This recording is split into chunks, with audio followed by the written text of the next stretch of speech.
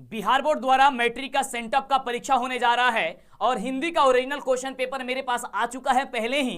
तो फटाफट से आइए आपको बता देते हैं कि इसका सही उत्तर क्या होगा, जिससे आप परीक्षा में जाएं तो आप फटाफट से करके चले आएं। और ऑब्जेक्टिव के साथ साथ सब्जेक्टिव भी बताने वाले हैं। बहुत ही शानदार सेंटअप एग्जाम में क्वेश्चन पूछा गया है, बहुत ही जबरदस्त। आपको बताना चाहेंगे कि अगर आप हिंदी का परीक्षा देने जाएंगे तो आपका विषय कोड 101 रहेगा। ये मेरे पास ओरिजिनल क्वेश्चन पेपर आ चुका है।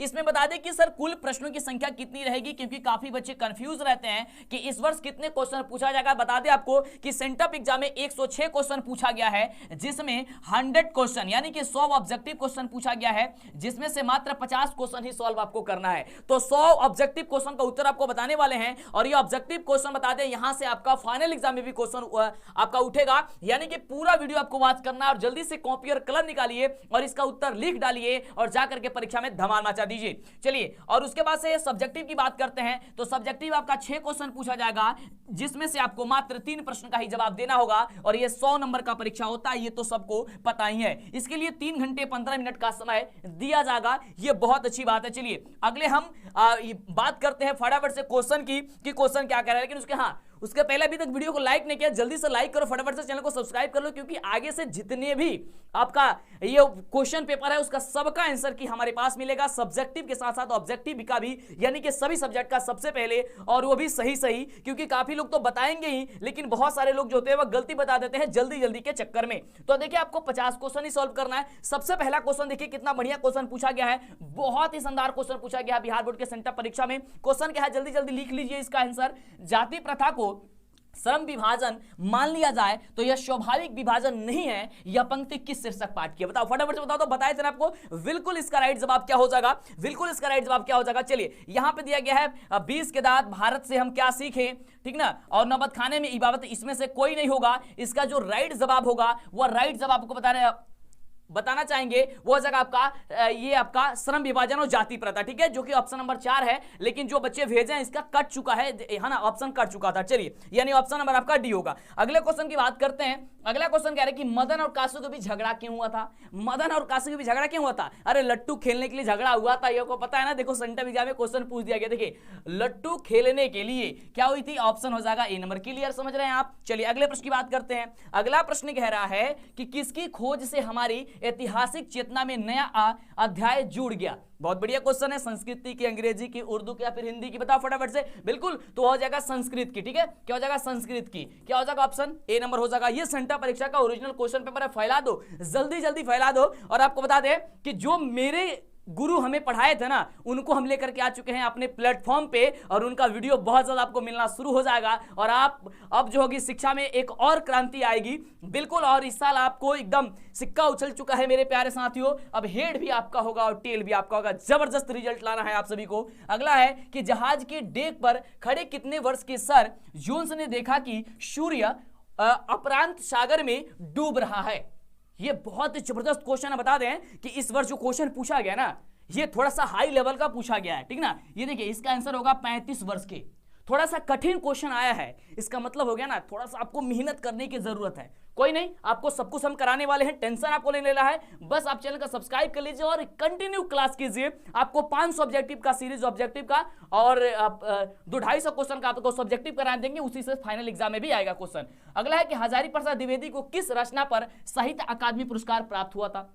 बताओ, इस सेंटअप एग्जाम में क्वेश्चन पूछा गया तो होता आलोक पर्व। क्या हुआ था, आलोक पर्व। देखिए नया क्वेश्चन मिल रहा है आपको, ध्यान दीजिएगा। यानी कि पढ़ने की बहुत जरूरी है, ये जरूरत है, अच्छी तरह से पढ़ने की बहुत जरूरत है, ठीक ना, नहीं तो नंबर अच्छा नहीं आएगा यार। बिल्कुल, जब हमने सेंटअप क्वेश्चन का पेपर सेंटअप एग्जाम का क्वेश्चन पेपर देखा ना, तो सोच में पड़ गए कि ऐसा क्वेश्चन कैसे आ सकता है। अगला है कि उच्च खलता पशु की प्रवृत्ति है, स्व का संबंध मनुष्य का स्वभाव है। यह पंक्ति किस शीर्षक पाठ की है। ये बहुत बढ़िया क्वेश्चन है। देखिए बहुत सारा क्वेश्चन इसमें क्या होगा ना, आपको नहीं समझ में आएगा, क्योंकि थोड़ा सा हाई लेवल का क्वेश्चन पूछ दिया गया है इस वर्ष, यानी पढ़ने की थोड़ी सी ज्यादा जरूरत हो गई है इस वर्ष। कोई दिक्कत नहीं, आपको हम उस तरीके से तैयारी करा देंगे, दिक्कत नहीं होगा। इसका आंसर होगा ऑप्शन नंबर डी। अगला प्रश्न कह रहा है कि महमूद गजनवी के बाद के किन शासकों ने अपने सिक्कों पर नागरी शब्द खुदवाया। ये देखो क्वेश्चन कितना बढ़िया एकदम किताब के बीच में से उठाया गया है। इसका राइट जवाब होगा कि मोहम्मद गोरी अलाउद्दीन खिलजी के शेरशाह ने, यानी ऑप्शन क्या हो जाएगा इसका ए नंबर होगा। क्लियर। अगले प्रश्न की बात करते हैं। अगला प्रश्न कह रहा है कि बेतमा दान पत्र कब का है। बेतना दान पत्र कब का है, इसका सब्जेक्टिव बताएंगे, सब्जेक्टिव ही लिख लीजिएगा, मेरे वेबसाइट से मिल जाएगा और इसका डायरेक्ट पीडीएफ भी डाउनलोड कर सकते हैं, मैं आपको सब कुछ बताने वाला हूं। चलिए, तो इसका राइट जवाब हो जाएगा 1020, यानी कि 10-20 हो जाएगा इसका राइट जवाब। क्लियर। याद कर लो या कॉपी पे लिख लो और जाओ एकदम फटाफट से कर लो, हूबहू क्वेश्चन रहेगा, सबका एक ही क्वेश्चन रहेगा, बदलेगा नहीं, इतना बात ध्यान रखिएगा। चलिए, ये ओरिजिनल क्वेश्चन पेपर है। अगला है कि कुहासा शीर्षक कहानी संग्रह किस लेखक की रचना है। देखो कितना अंदर अंदर से क्वेश्चन उठाया गया है सेंटअप एग्जाम में, कितना अंदर अंदर से, है ना। तो ये हो जाएगा आपका अमरकांत जी का, क्या हो जाएगा अमरकांत जी का। चलिए अगले प्रश्न की बात करते हैं। क्या क्वेश्चन पूछ दिया गया, कह रहा है कि निर्मला ने किसे फटी पुरानी दरी दे दी थी। निर्मला ने, क्वेश्चन है कि निर्मला ने किसे फटी पुरानी दरी दे दी थी, तो इसका राइट जवाब हो जाएगा बहादुर को दे दी थी। बहादुर वाला चैप्टर पढ़े थे ना, बहादुर कहां का रहने वाला था, नेपाल का रहने वाला था। उसको घर से क्यों बाहर निकाल दिया गया, चोरी के इल्जाम में लगा दिया गया, लेकिन वो चोरी नहीं किया था। अगले प्रश्न की बात करते हैं। अरे अभी तक चैनल को सब्सक्राइब नहीं किया तो कंजूसी क्यों कर रहे, फटाफट से पहले चैनल को सब्सक्राइब करो, वीडियो को लाइक करके दोस्तों में शेयर करो, जल्दी से फैला दो हर एक बच्चे के पास। अगला क्वेश्चन, निर्मला ने किसे फटी पुरानी चादर दे दी थी, ये तो हम लोग जान लिए।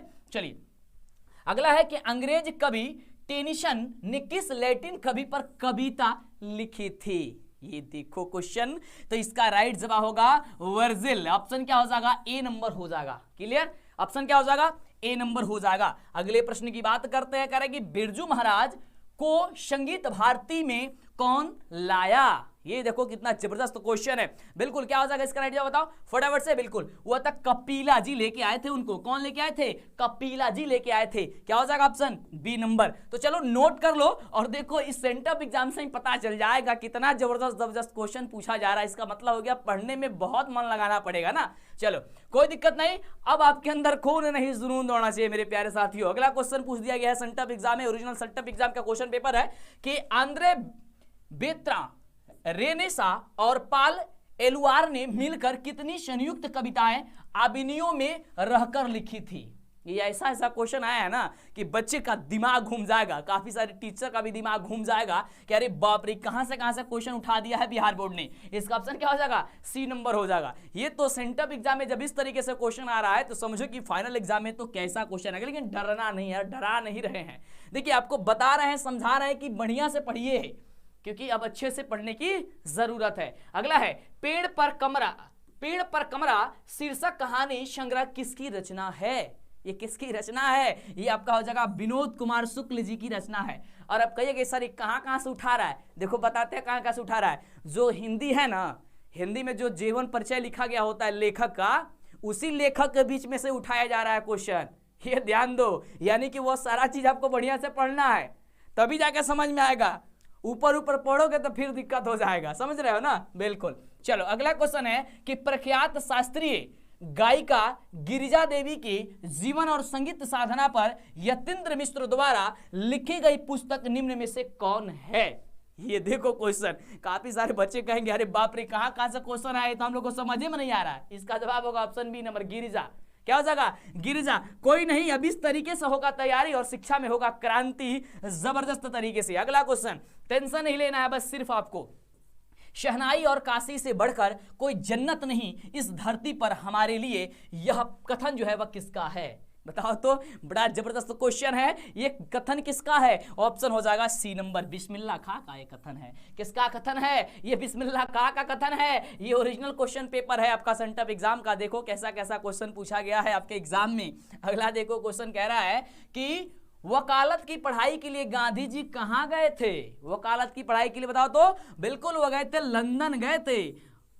लंदन गए थे, कहते थे कि मेरे पास पैसा नहीं है, घूमने के लिए लंदन जा रहे हैं, पढ़ने के लिए, घूमने नहीं पढ़ने के लिए लंदन जा रहे हैं। शिक्षा और संस्कृति शीर्षक पाठ साहित्य की कौन सी विद्या है, बताओ तो फटाफट से। देखिए यहाँ पे शिक्षा शास्त्र है, संस्मरण है, काव्य है या फिर निबंध है। देखिए ये एक प्रकार का शायद निबंध है ना, थोड़ा सा मैं कंफर्म नहीं हो रहा है, इसका निबंध ही आंसर होना चाहिए, ऑप्शन नंबर डी। अगले प्रश्न की बात करें, बिल्कुल अगला क्वेश्चन कह रहा है कि भग्गू अगर नरेन घर में घुसे तो साले के हाथ पैर तोड़ करके बाहर फेंक देना, यह किसने कहा था? किसने कहा था बताओ तो, ये किसने कहा था? बड़ा ही जबरदस्त क्वेश्चन है। ये तो बात पिताजी ने कहा था। कब कहा था? मछली वाला चैप्टर पढ़े हो, उसी में कैसा क्वेश्चन है, बिल्कुल याद है ना, बिल्कुल याद करके रखो। अगले प्रश्न की बात करते हैं। अगला देखो, अगला क्वेश्चन क्या क्या पूछ दिया गया, क का उच्चारण स्थान क्या है? ये देखो, ये सबसे लॉलीपॉप क्वेश्चन पूछा गया है, एकदम एकदम हलवा क्वेश्चन है कि क का उच्चारण स्थान क्या होता था? कंठ होता है। अकुह विसर्जनीय नाम कंठा, है ना। चलो इस तरीके से, चलो सारा चीज पढ़ाएंगे। देखो अगर इस तरीके से जब क्वेश्चन पूछ रहा है ना तो टेंशन काहे लेते हो? अरे जब पहले ही बिहार बोर्ड बता दिया कि इस तरीके से क्वेश्चन आएगा तो हम लोग उस तरीके से अब तैयारी करेंगे। अब तो सारा जबरदस्त तैयारी होगा ना, बिल्कुल। तो जो भी अब पीछे किए ना किए उसको भूल जाओ, आज से भूल जाओ और देखो क्वेश्चन कैसा पूछा गया है। एग्जाम में तो पढ़ के करके आओ, इसको फटाफट से पास हो जाओगे। पूरी एकदम मुझे सपोर्ट है, क्योंकि जब सही बता दे रहे हैं पहले ही एग्जाम से पहले ही, तो सही करके आओगे ही। चलो अगला है, और देखिए इन सभी क्वेश्चन को याद कर लेना, यहां से भी क्वेश्चन फाइनल में उठेगा, ठीक है ना। अगला है कि जिन स्वरों का उच्चारण नाक और मुंह से होता है और उच्चारण में लघुता रहती है उन्हें कहते हैं, उन्हें क्या कहते हैं? बड़ा बढ़िया क्वेश्चन है। तो उन्हें हम लोग कहते हैं अनुनासिक कहते हैं। क्या कहते हैं? अनुनासिक कहते हैं। ऑप्शन क्या हो जाएगा? डी नंबर हो जाएगा। क्लियर? क्या हो जाएगा? डी नंबर हो जाएगा। अगले क्वेश्चन की बात करें। अगला क्वेश्चन है कि अहंकार शब्द का संधि विच्छेद क्या होगा? अहंकार शब्द का संधि विच्छेद क्या होगा? जल्दी से बताओ। बिल्कुल, तो अहंकार का होता अहम धनकार। अहम धनकार ऑप्शन क्या हो जाएगा? ए नंबर हो जाएगा। और देखो हम 6 बजे क्लास लाइव नहीं ले पाए। क्यों नहीं ले पाए? क्योंकि तुम लोग के लिए क्वेश्चन सेट मतलब कि बना रहे थे कि कैसे वीडियो बनाया जाए बच्चों को, ताकि उनका सेंटअप एग्जाम है। तो ध्यान रखना, 6 बजे की क्लास हम निर्धारित किए हैं लाइव क्लास, और एक क्लास आपका 7:30 बजे का होगा, जो कि ये पीएम में होगा। इसे आप जरूर ज्वाइन होइएगा। लेकिन अभी आपका सेंटअप एग्जाम चल रहा है, सेंटअप एग्जाम दीजिए। सेंटअप एग्जाम के लिए क्वेश्चन पेपर आपको सभी सब्जेक्ट का बताएंगे, टेंशन नहीं लेना है, ठीक है ना।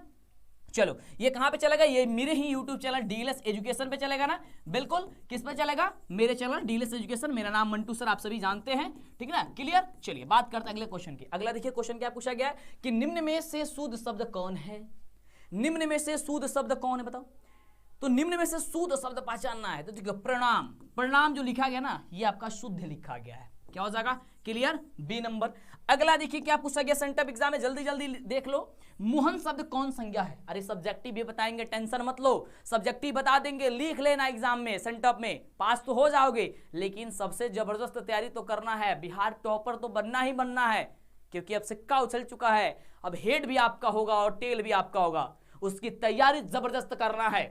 क्योंकि आपको पता है कि लगभग मुझे 60 से 65 दिनों के लिए जाना जाता है। 60 से 65 दिन में ऐसी तैयारी आपको कराते हैं कि मत पूछिए। बताओ क्वेश्चन है कि मोहन शब्द कौन संज्ञा है? याद कर लेना, मोहन जो शब्द है वो आपका व्यक्तिवाचक संज्ञा। क्यों? क्योंकि यहाँ पे किसी व्यक्ति का नाम आ चुका है। अगले प्रश्न की बात करें। अगला है कि चित्र शब्द कौन लिंग है? चित्र शब्द कौन सा लिंग है? स्त्रीलिंग, पुल्लिंग, उभयलिंग, इनमें से कोई नहीं।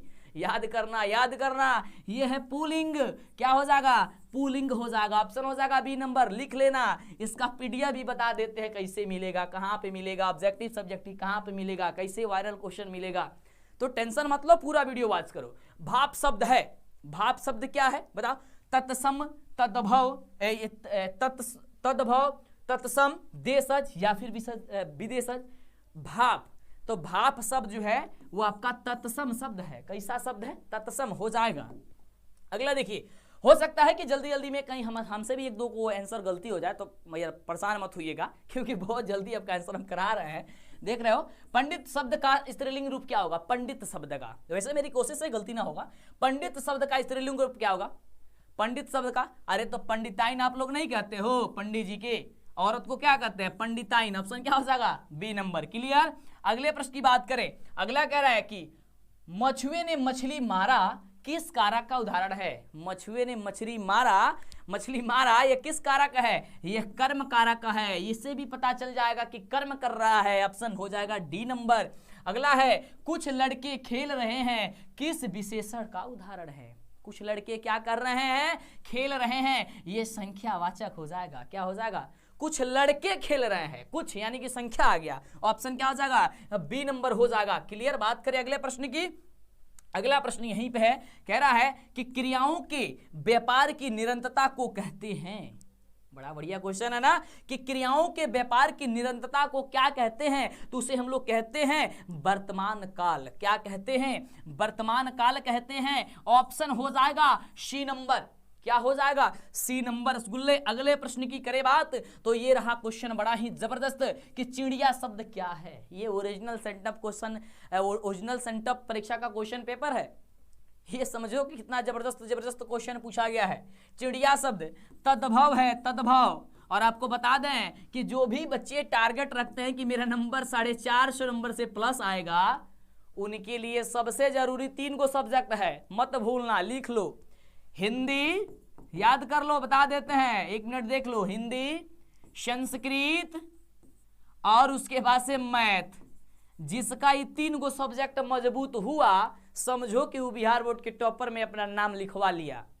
अगर इसको छोड़ेंगे तो गड़बड़ हो जाएगा। लेकिन तुम लोग को बार बार देखते हैं क्या पढ़ते हो, साइंस पढ़ते हो, सोशल साइंस पढ़ते हो। अरे यार, साइंस और सोशल साइंस में तो कई गो सब्जेक्ट मिल करके बना होता है। और दूसरी चीज उसमें प्रैक्टिकल होता है, तो प्रैक्टिकल भी होता है और उसमें 3-4 गो सब्जेक्ट होता है। काइली उसमें उतना माथापेची करते हो। रिजल्ट बनाना है तो इन 3 सब्जेक्ट पे ध्यान दो, तब आएगा रिजल्ट जबरदस्त। ठीक ना। अगले प्रश्न की बात करें, कह रहा है सपूत शब्द में कौन उपसर्ग है? अब उपसर्ग कौन होता है? जो शब्द के पहले आते हैं, शब्द के पहले जोड़ करके उसका पूरा अर्थ बदल देते हैं। तो उपसर्ग सपूत में, तो सपूत में स जुड़ गया है, पूत में स जुड़ गया है, तो क्या बन गया है? शपूत बन गया है। क्या बना है? सधन पूत भी कह सकते हैं इसे। शपूत में क्या जुड़ गया है? पूत में स जुड़ गया है, तो सपूत हो गया है। क्लियर। अगले प्रश्न की बात करें, राष्ट्र शब्द का विशेषण क्या होगा? राष्ट्र शब्द का विशेषण कह रहा राष्ट्रीय, राष्ट्रीय, राष्ट्रीय या राष्ट्रीयता या फिर राष्ट्रीय, तो होता है राष्ट्रीय। क्या होता है? राष्ट्रीय होता है। ऑप्शन हो जाएगा बी नंबर। क्या अभी तक आपने लाइक नहीं किया है वीडियो का? अरे यार, इतने गजब तरीके से आपको बता रहे हैं और सबसे पहले बता रहा है, कितना मेहनत हुआ है इस वीडियो के पीछे वो हम जानते हैं। तो यार लाइक कर दो और मीठा मीठा कमेंट करो फटाफट से। नीचे जरूर आप लोग कमेंट कीजिएगा, शेयर जरूर कीजिएगा। अग्नि शब्द का विलोम क्या होगा? सभी सब्जेक्ट का बताएंगे, टेंशन मत लो। अग्नि शब्द का विलोम, अग्नि माने आग, आग का विलोम पानी, क्या हो जाएगा? पानी यानी कि जल। ऑप्शन क्या हो जाएगा? D number. समझ रहे हो? चलिए अगले प्रश्न की बात करें कि गुरु नानक क्या कहते हैं? गुरु नानक क्या कहते हुए अपने प्राण त्यागे थे? ये देखो, कहोगे कि ये कैसा कैसा क्वेश्चन आ रहा है जी। गुरु नानक क्या कहते हुए अपना प्राण त्यागे थे, ये बात बताओ। तो वो कहे थे वाह गुरु। क्या बोले थे? वाह गुरु। ऑप्शन हो जाएगा ए नंबर। सब कोई हे राम बोलता है, वह वाह गुरु बोले थे। ऑप्शन ए होगा। अगले प्रश्न की बात करें, गुरु नानक का जन्म कब हुआ था? गुरु नानक जी का जो जन्म हुआ था वह कब हुआ था? उनका जन्म हुआ था 1469 में। कितना कब हुआ था? 1469 ईस्वी में हुआ था। ये बात दिमाग में बैठा लो या कहीं कॉपी कलम ले करके लिख लो, या फिर इसका PDF भी बता देते हैं कहाँ पे मिलेगा।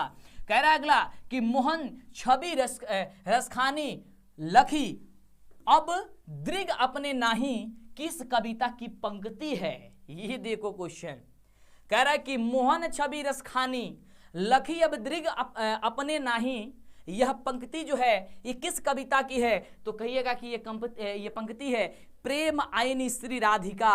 प्रेम आईनी श्री राधिका। ऑप्शन क्या हो जाएगा? कहिएगा कि सी नंबर हो जाएगा। क्लियर, सी नंबर हो जाएगा। अगले हम प्रश्न की बात करें, अगला प्रश्न कह रहा है कि घानानंद ने नादिर शाह के सिपाहियों को 3 मुट्ठी क्या दिए थे? क्या दिया था जी? तो आप याद कर रखिएगा, हीरा दिए थे शायद। क्या दिए थे? हीरा। ऑप्शन क्या होगा? C number. अगले प्रश्न की बात करें, कह रहे हैं कि स्वदेशी शीर्षक कविता के रचनाकार कौन है? स्वदेशी कविता के रचनाकार है प्रेमघन जी, यानी कि बद्री नारायण प्रेमघन। बद्री नारायण चौधरी प्रेमघन या केवल प्रेमघन भी ऑप्शन दे सकता है। ऑप्शन हो जाएगा आपका ए नंबर। क्या हो जाएगा रसगुल्ले? प्रेमघन होगा। विदाउट टेंशन लेना है आपको, यानी कि टेंशन नहीं लेना है, तब तैयारी करना है। देखो क्वेश्चन आ रहा है और आपको कुछ समझ में नहीं आ रहा है क्योंकि क्वेश्चन थोड़ी सी हार्ड हो गई है। बिहार बोर्ड जो सेंट्रल एग्जाम ले रहा है और बिहार बोर्ड खुद क्वेश्चन सेट किया है, तो इसमें आपको परेशानी होना उस ढंग से और उस तरीके से हम तैयारी करा देंगे, आपको टेंशन नहीं लेना है। कह कि भारत माता शीर्षक कविता किस कविता संग्रह से संकलित है।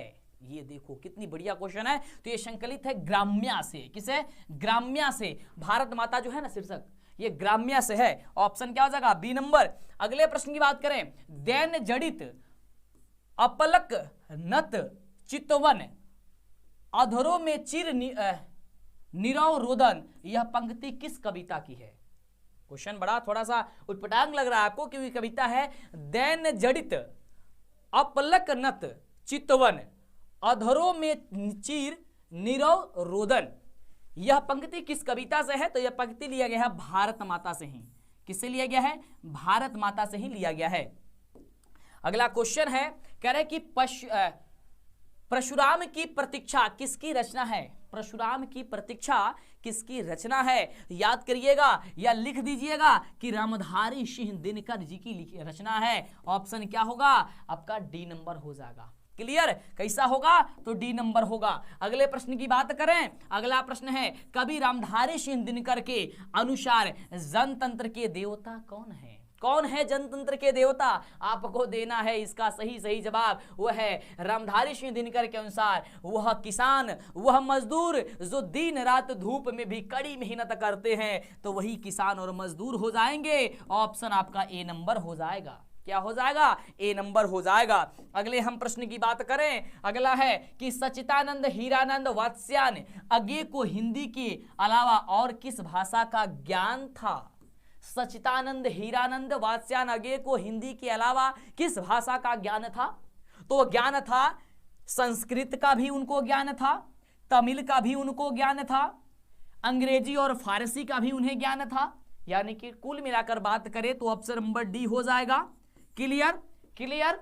चलो फैला दो वीडियो को, नहीं फैलाए हो तो, और जाओ परीक्षा दे के आओ। क्वेश्चन पेपर सबका हूबहू रहेगा, ठीक ना? क्योंकि मेरे पास जो आया है क्वेश्चन वो बताया गया है कि हूबहू क्वेश्चन आपका है, ये आप मिला लीजिएगा। अगला है कि हिरोशिमा शीर्षक कविता किस कविता संग्रह से संकलित है? बताओ तो फटाफट से। कितना बढ़िया क्वेश्चन है। यह है शदानीरा। शदानीरा है, यानी ऑप्शन हो जाएगा ए नंबर। क्या हो जाएगा? ए नंबर हो जाएगा। अगले हम प्रश्न की बात करें, कह रहा है कि वीरेन डंगवाल के अनुसार हमारे नींद में भी क्या चलते रहता है? क्या चलते रहता है जी? तो ये चलते रहता है धरती। हमारे क्या हो जाएगा? धरती हो जाएगा। क्या चलते रहता है? वीरेन डंगवाल के अनुसार हमारे नींद में भी क्या चलता रहता है? धरती चलती रहता है। अगले प्रश्न की बात करें, अगला प्रश्न कह रहा है कि कवित्री अनामिका कहाँ की रहने वाली है? देखो कैसा कैसा क्वेश्चन, गजब गजब क्वेश्चन को सेट किया गया है ना? तो ये बिहार की ही शायद रहने वाली थी। बिल्कुल, ऑप्शन आपका डी नंबर। क्लियर? चलो अगले प्रश्न की बात करें, अगला प्रश्न आपके स्क्रीन पे कि पहली विफलता पर छलके ए आंसू ही शायद प्रथम क्षार दृष्टि की विकास कथा के, यह पंक्ति किस कविता की है? यह पंक्ति जो है वह किस कविता की है? तो यह पंक्ति है अक्षर ज्ञान का। किसका कविता है? अक्षर ज्ञान का है। यानी ऑप्शन हो जाएगा ए नंबर। क्या हो जाएगा? ए नंबर हो जाएगा। अगले प्रश्न की बात करें, अगला प्रश्न आपके स्क्रीन पे है कि जीवनानंद दास का निधन कितने साल की उम्र में हो गया था?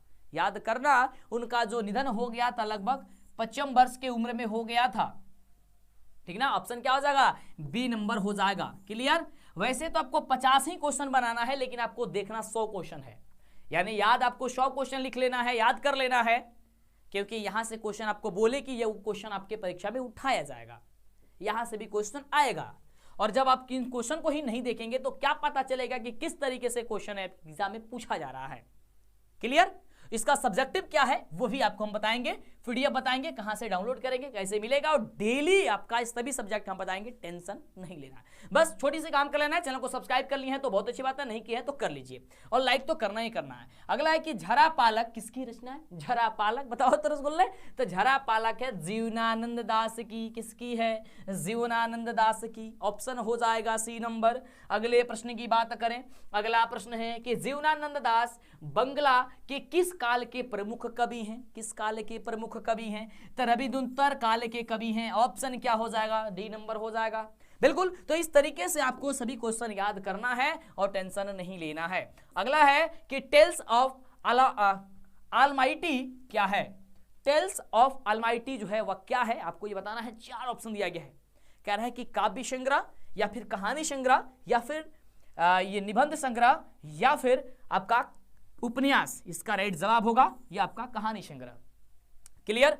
अगले प्रश्न की बात करें, अगला प्रश्न है आपके स्क्रीन पे कि रेनर मारिया रिल्के का कब जन्म हुआ था। और पढ़ने में क्या मजा आता है, तो पढ़ने में जब हमसे मजा आता है यार तक कमेंट करो ना, मीठा मीठा कमेंट करो। बिल्कुल ऑप्शन क्या हो जाएगा आपका, सी नंबर हो जाएगा। कैसा होगा, सी नंबर होगा। क्या होगा, 1875 होगा। क्या होगा, 1875 ईस्वी होगा। क्लियर। अगले प्रश्न की बात करें, अगला प्रश्न है अपना उल्लू सीधा करना मुहावरे का क्या अर्थ है। आजकल सब कोई अपना अपना उल्लू सीधा करने में लगा हुआ है। इसका मतलब सब कोई अपना अपना काम करने में लगा हुआ है। बिल्कुल, तो ऑप्शन क्या हो जाएगा, अपना काम निकालना। क्या हो जाएगा, अपना काम निकालना। बिल्कुल, तो इस तरीके से कहानी के माध्यम से भी समझोगे ना तो क्लियर हो जाएगा और दिक्कत कुछ नहीं होगा।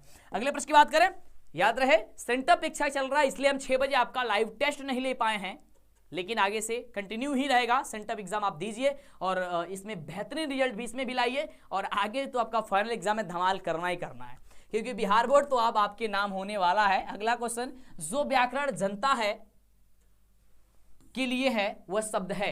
ये बहुत बढ़िया क्वेश्चन है और इसका राइट जवाब होगा कि यह व्याकरण व्याकरण व्याकरण होगा। ऑप्शन क्या होगा, ऑप्शन होगा सी नंबर। क्लियर, क्या होगा, सी नंबर होगा। अगले प्रश्न की बात करते हैं। अगला प्रश्न ये रहा, कह रहा है कि पति शब्द का पर्यायवाची। पर्यायवाची का मतलब एक शब्द के लिए बहुत सारा शब्द का प्रयोग किया जाए, तो पति को क्या क्या कहते हैं आप लोग, तो पति को कहते हैं यहां से तो वल्लभ भी कहते हैं उन्हें। क्या कहते हैं, वल्लभ, यानी ऑप्शन डी नंबर।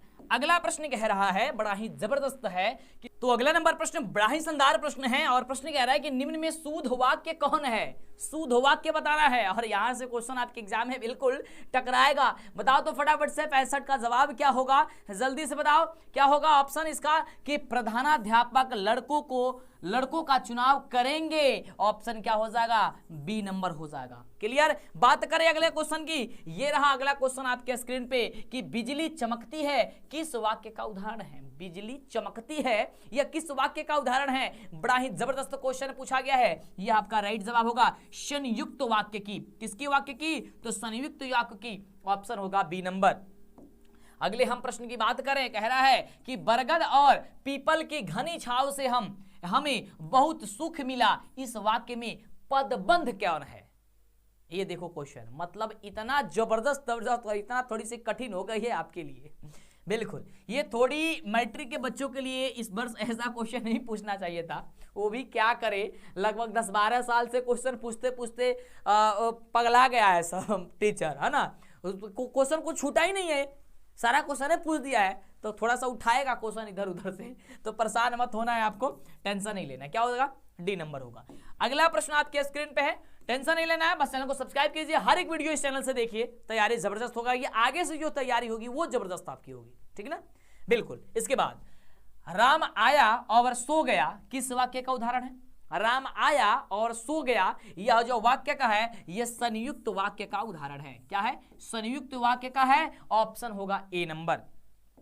अगले हम प्रश्न की बात करें, गहरा है राम आया, नहीं ये तो हो गया ना। हाँ, अगला क्वेश्चन है कि गौरी शंकर शब्द में कौन सा समास है। गौरी शंकर समास बताना है आपको। गौरी शंकर, गौरी शंकर, गौरी और शंकर दोनों महत्वपूर्ण है। जिसमें दोनों पद प्रधान हो उसे द्वंद्व समास कहते हैं। तो क्या हो जाएगा रसगुल्ले, तो गौरी भी महत्वपूर्ण है। क्या है, गौरी, गौरी गणेश चाहे गौरी शंकर जो भी हो, ये आपका द्वंद्व समास होता है। गौरी भी महत्वपूर्ण है, शंकर भी महत्वपूर्ण है। क्या हो जाएगा, द्वंद्व समास हो जाएगा। अगले प्रश्न की बात करें, अगला प्रश्न देखो 70 नंबर प्रश्न, यहां पे देखो, इसको जूम करते हैं ना। चलो 70 नंबर प्रश्न हम सभी का कह रहा है कि लोहा शब्द का विशेषण क्या होगा। लोहा शब्द का विशेषण क्या होगा, लोहा शब्द का, तो लोहा का विशेषण होता है लौह। क्या होता है, लौह होता है। ऑप्शन क्या होगा, सी नंबर होगा। अगले हम प्रश्न की बात करें तो अगला प्रश्न आपके स्क्रीन पे है कि अनजान शब्द में उपसर्ग क्या है। आपको बताए थे उपसर्ग वे होते हैं कि शब्द के पहले जुड़ करके उसका पूरा अर्थ बदल देते हैं। क्या होगा, अनजान में अनजान लिखा है। क्या लिखा है, अनजान, तो अनजान में आपका हो जाएगा उपसर्ग जो होगा वह उपसर्ग आपका हो जाएगा अन उपसर्ग हो जाएगा, क्या हो जाएगा अन, अन में आपका हलंत रहेगा अन, यानी ऑप्शन होगा आपका डी नंबर। क्लियर। चलिए अगले प्रश्न की बात करते हैं। कह रहे कि तूने गया होगा यह कौन सा काल है, तूने गाया होगा यह कौन सा काल है आपको बतलाना है। ऑप्शन है भविष्यत काल, वर्तमान काल, भूतकाल या फिर इनमें से कोई नहीं, कोई नहीं। तो इसका राइट जवाब होगा भूतकाल, भूतकाल। ऑप्शन क्या होगा सी नंबर होगा।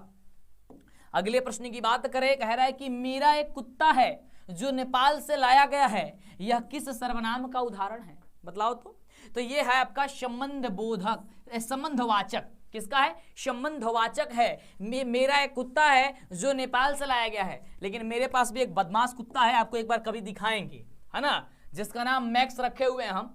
एक डॉग है बहुत प्यारा सा, लेकिन बहुत बदमाश है वो। चलिए परिचारक शब्द का स्त्रीलिंग क्या है वो दिखाएंगे एक दिन जरूर, कभी अभी दिखाए नहीं है शायद किसी को। चलो तब परिचारिका शब्द का स्त्रीलिंग क्या है, वह है परिचारक शब्द का स्त्रीलिंग, तब परिचारिका हो जाएगा, क्या हो जाएगा परिचारिका हो जाएगा। ऑप्शन क्या होगा ए नंबर होगा। अगला प्रश्न कह रहा है कि हे भगवान मेरी रक्षा कीजिए, यह किस कारक का उदाहरण है, किस कारक का है, तो ये आपका है संबोधन कारक। क्या है, संबोधन कारक। ऑप्शन क्या हो जाएगा बी नंबर होगा, क्या होगा बी नंबर होगा। अगले प्रश्न की बात करते हैं, ये सेंटअप एग्जाम का यार ओरिजिनल क्वेश्चन पेपर है, बोले ना फैला दो, जितना जल्दी हो सकता है वीडियो को फैलाओ और लिखो जल्दी से एग्जाम में, यहां तो पास हो, फाइनल एग्जाम में भी आएगा ना धमाल मचवाएंगे आपसे। बिल्कुल व्हाट्सएप ग्रुप में कैसे जुड़ना है वो भी आपको बताएंगे। आंसू शब्द कौन लिंग है माफ कीजिएगा, आंसू शब्द कौन सा लिंग है बताओ। आंसू आपका स्त्रीलिंग होता है, क्या होता है, आंसू आपका स्त्रीलिंग होता है। ऑप्शन आपका ए नंबर होगा। क्लियर, आंसू क्या होता है स्त्रीलिंग होता है, ऑप्शन ए होगा। अगला प्रश्न कह रहा है पाकिस्तान शब्द कौन संज्ञा है, पाकिस्तान जो हिंदुस्तान से चला भाग गया है ना, तो क्या है पाकिस्तान शब्द कौन सी संज्ञा है, यह आपका हो जाएगा व्यक्तिवाचक, ठीक ना, क्या हो जाएगा व्यक्तिवाचक हो जाएगा, यह व्यक्तिवाचक संज्ञा है। ऑप्शन बी नंबर होगा। अगले प्रश्न की बात करें तो अगला नंबर प्रश्न कह रहा है कि निम्न में अशुद्ध शब्द कौन है, अशुद्ध बताना है, तो अशुद्ध शब्द हो जाएगा विद्यार्थीगण। विद्यार्थीगण जो हो जाएगा ये आपका अशुद्ध शब्द है, ये गलती लिखा गया, अशुद्ध है यहां से। अगले प्रश्न की बात करें, सीमांत शब्द का संधि विच्छेद क्या होगा रसूल, सीमांत शब्द का स्त्रीलिंग, तो सीमांत शब्द का स्त्रीलिंग होगा सीमा धन अंत, क्या होगा सीमा धन अंत, धन यानी कि प्लस अंत होगा, सीमांत होगा। ऑप्शन होगा डी नंबर। अगले प्रश्न की बात करें, कह रहा है कि अड़ा का उच्चारण स्थान क्या होगा, अड़ा का उच्चारण स्थान क्या होगा, तो यार अड़ा का उच्चारण स्थान होगा मुर्दा, मुर्दा होगा, मृधा, मृधा होगा। ऑप्शन क्या हो जाएगा अड़ा, अड़ा का मृधा होता है मृधा, ऑप्शन क्या होगा ए नंबर। अगले प्रश्न की बात करें, जिनके उच्चारण में श्वास पूर्व से अल्प मात्रा में निकलने और जिसमें हकार जैसी ध्वनि नहीं होती उन्हें क्या कहते हैं, क्या कहते हैं, उन्हें हम लोग कहते हैं अल्प प्राण व्यंजन, क्या कहते हैं अल्प प्राण व्यंजन कहते हैं। ऑप्शन आपका बी नंबर होगा, क्या होगा बी नंबर होगा। अगले प्रश्न की बात करें और आपको पता है कि सबसे पहले क्वेश्चन जैसे ही वायरल होता है, बोले थे ना काफी सारे बच्चों को पहले पढ़ा रहे थे तभी बोले थे कि जैसे ही क्वेश्चन पेपर आएगा सबसे पहले हम बता देंगे, जा करके लिख के आना, बिल्कुल। और देखो लेके आ चुके हैं सबसे पहले, और इसी प्रकार आगे से जितना भी क्वेश्चन पेपर मेरे पास आएगा सबसे पहले आपका हेल्प करेंगे हम, बिल्कुल। पढ़ाते भी उतने भी एकदम खामोशी से हैं, लेकिन आपको बता भी देते हैं कि अगर क्वेश्चन पेपर वायरल होता है तो वो भी आपको बता दें, क्योंकि मेरा मानना है कि अगर किसी एक डिस्ट्रिक्ट में क्वेश्चन पेपर वायरल हो जाए तो वहां के बच्चे केवल पास हो जाएंगे, अच्छे से नंबर ला लेंगे, और आपका पूरा साल बर्बाद हो गया ना। आप पढ़ के कितना बढ़िया से पढ़े थे और क्वेश्चन पेपर आपको नहीं मिला तो फिर आपको गड़बड़ है ना। इसलिए जब उसको मिलता सबको मिले, है ना, नहीं मिलता किसी को तो ना मिले, ये होनी चाहिए, है ना। तो मेरी बस यही रहती है। भाषा के कितने रूप हैं, भाषा के कितने रूप हैं, यहाँ पे 1 2 3 या 4, तो भाषा के 3 रूप होते हैं। कौन रूप होते हैं, भाषा के 3 रूप होते हैं। ऑप्शन आपका सी होगा। अगले प्रश्न की बात करें, कह रहा है कि माँ जी सोने जैसा बेटा पैदा किया, ऐसा किसने कहा था। माँ जी आपने सोने जैसा बेटा पैदा किया था, यह बात किसने कहा था, तो यह मंगमा ने कहा था। कब कहा था, जब उसके घर वह जाती थी, लेखक के घर, और अपना दुख सुख कहा करती थी मंगमा। मंगमा एक जो है वह खुले दिल की व्यक्ति थी, खुली दिल की औरत थी, सारा बात कह डालती थी लेखक की पत्नी से। और वहीं पे उन्होंने बात कहा था, माँ जी सोने जैसा बेटा पैदा किया है आपने। ये सारा चीज पढ़ाएंगे यार, कोई दिक्कत होने वाली नहीं है। और देखिए इसलिए आपको कहानी सुनना बहुत जरूरी है। देख रहे हैं ना, कहानी से क्वेश्चन उठाया जा रहा है। अगला है, सीता को किसने रसमलाई भेजा था? रसमलाई का मतलब रसगुल्ला। रसगुल्ला किसको भेजा था? सीता को रसमलाई किसने भेजा था? अरे पता है ना सीता की कहानी, धरती कब तक घूमेगी। तो नारायण की पत्नी जो थी ना, वो उसके लिए क्या भेजी? रसमलाई भेजी थी, जिसके लिए झगड़ा हुआ। पता है ना क्या क्या झगड़ा हुआ था? एक माँ थी, 3 बेटे थे, फिर भी वह दो वक्त की रोटी के लिए तरसती थी। बड़ा जबरदस्त कहानी है, धरती कब तक घूमेगी। वर्णिका चैप्टर का सबसे लास्टवा चैप्टर है, वर्णिका किताब का। अगला है, किसे अपने मृत पति पर बहुत गुस्सा आया? उसके पति मर गए थे लेकिन बहुत गुस्सा आया। कब गुस्सा आया था? जब वह पपाती को लेके गई थी बली अमाल। कहां? अस्पताल में। जब अस्पताल में पपाती को लेके गई थी, क्योंकि उसको मेनिंजाइटिस रोग था। अब वो अस्पताल में लेके गई, वो तो एक अनपढ़ थी, उसके पास ना पैसा था ना उसके पास शिक्षा था। लेकिन बड़े अस्पताल में क्या होता है, कभी इस रूम से उस रूम में जाओ, कभी यहाँ पर्ची दिखाओ, कभी ये काम करो, कभी वो काम करो, माने तमाम ऐसे चीजें होती है। और जो लोग पढ़ा लिखा नहीं है, समझदार नहीं है, उसको बोल दिया गया कि इस नंबर वाले कमरे में जाइए। अब उसको क्या पता है क्या नंबर होता है, पढ़ा लिखा नहीं है, तो फिर समझ में नहीं आएगा। तो वो उनके पति मर गए थे, तब उनको इस बात पे बहुत गुस्सा आया था, है ना। ऑप्शन क्या होगा? C number. अगला है कि बेटी को अस्पताल में नहीं बेटे के घर छोड़े जा रही हैं, ऐसा मानिएगा। यह पंक्ति किस शीर्षक पाठ की है? ये कौन कहे थे? ये डॉक्टर साहब कहे थे। कब? जब मंगू को अस्पताल में भर्ती की जाने वाली थी। मंगू जब गई थी, पागल थी मंगू, कितने वर्ष की थी ये आपको पता होनी चाहिए। ये सारा क्वेश्चन उठाता है आपके एग्जाम में। तो यह बेटे को अस्पताल में नहीं बेटे के घर छोड़े जा रही हो, ऐसा मानिएगा, यह डॉक्टर साहब कहे थे। यह पंक्ति, लेकिन यह बात नहीं पूछ रहा है कि किसने कहा था, यह डायरेक्ट पूछ दिया किस शीर्षक पाठ की है। देखो क्वेश्चन कितना जबरदस्त और शानदार उठाया है। ये माँ शीर्षक का पाठ का है। माँ जो कहानी है ना, उससे लिया गया है, ठीक ना। उम्मीद है हमें कि आप लोग चैनल को सब्सक्राइब भी कर दिए होंगे और लाइक भी कर दिए होंगे और कमेंट करके जरूर बता रहे होंगे कि सर बहुत अच्छा मजा आ रहा है पढ़ने में, और इसी तरीके से क्लास कराते रहिए हम लोग के लिए। बिल्कुल। तो शहरों में रोज आकर दही देना और महीने के बाद पैसा लेकर जाना को क्या कहते हैं? देखो ये पहले ही लाइन है, दही वाली मंगमा जो चैप्टर है ना, वो पहला या दूसरा लाइन से ही क्वेश्चन उठा दिया गया है। शहरों में रोज आना और दही बेच करके बाद में पैसा ले जाना, इसको कहते हैं बारी।